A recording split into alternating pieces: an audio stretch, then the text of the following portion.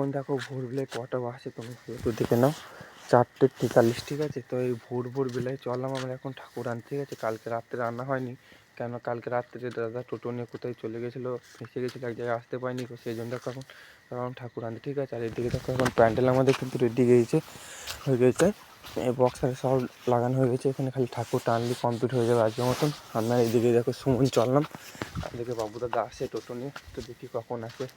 দেখো এই দেখো বাবু দাদা চলে এসেছে টোটো নিয়ে, ঠিক আছে। চলো এখন ঠাকুরটা নিয়ে আসি গা। আমরা এখন চলে এসেছি, ঠিক আছে, যেখানে ঠাকুর আছে সেখানে এখন আমরা চলে এসেছি। আর দেখো এদিকে এখন ঠাকুর সব আছে, এটা আমাদের নয়, এগুলো আরো অন্যজনাদের। এটা হলো 3 মূর্তি ঠাকুর, এটা আমাদের।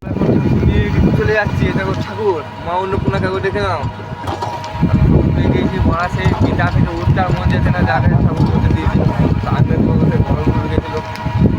চলো চায়ের দোকানে একটু চা খাই গা। যেতে ভাই একটা দোকানে ধরলাম চা খাওয়ার জন্য। কখন এসেছি ভোরবেলায়, একটু গরম গরম চা খেলে বেশ ভালো লাগবে। দেখো এখানে এখন চায়ের দোকানে দাঁড়িয়ে গিয়েছি, আর একটা পেপার নিতে হবে ঠাকুরের মুখটা বাঁধার জন্য। আর বাঁধা সকালে গেল, দেখি চায়ের দোকানে একটা চা নিয়ে নিই।